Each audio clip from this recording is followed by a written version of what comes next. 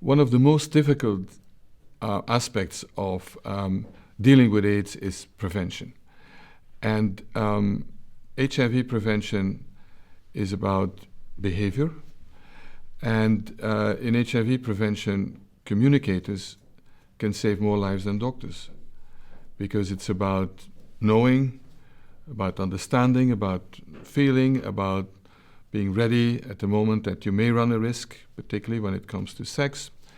And that's why this initiative by the Serge Dumont Fund and Tsinghua University and Fudan University is so important. And what I found particularly interesting when I was head of UNAIDS and we received the students in communications was that they came from a completely different angle than the people working in UNAIDS whose daily life is dealing with AIDS. Here we had emerging experts in communication coming from China, where communication about AIDS had not been really at the forefront of public health and of dealing with AIDS. And so they came with a very open mind, I must say. Sometimes I think they may have been shocked. I remember the first student we had was hosted by a gay couple, and that was also not done on purpose, but I think that was part of, welcome to the world of AIDS, to say so. But they were such fast learners, it was unbelievable. As the cliché is, that's what you expect from Chinese, but it is absolutely true.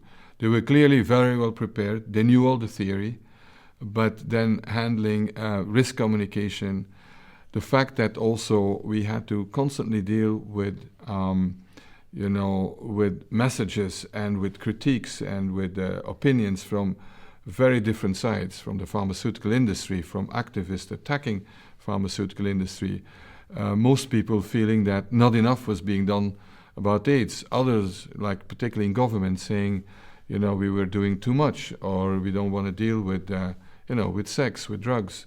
So it is actually, in a sense, an incredible laboratory for, training in communications, and that's dealing with AIDS.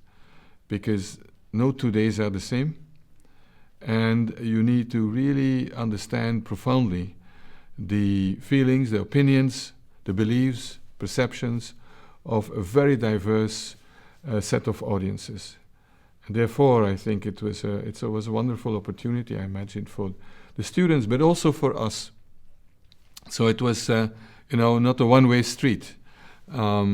We also learned a lot of perceptions by young Chinese with a great education, and that's also important for us to build on our messages.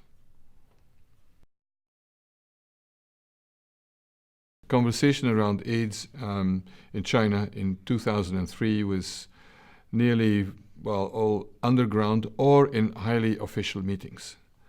And what I found is that at the, senior official level, there was a starting, openness was starting, but in the media, in even social media and so on, there was hardly anything was going on around AIDS, and yet people became infected, and the virus was spreading, and so it was really important to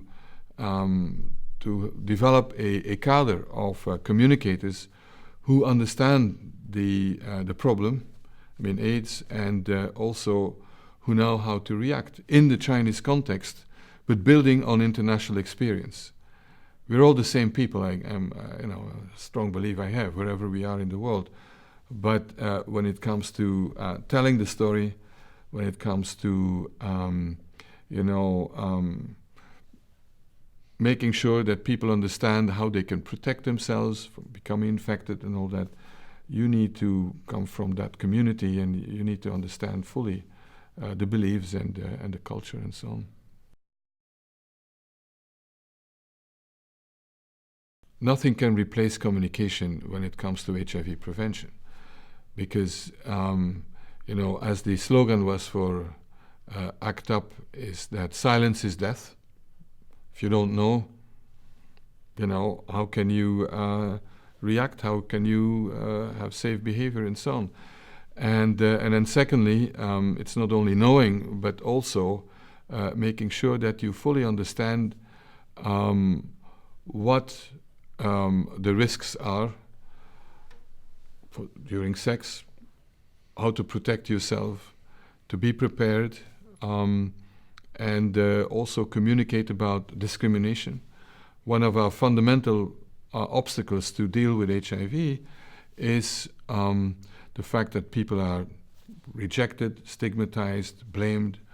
And as long as that's the case, you can't deal up front with the problem. And again, that's where communication is so essential.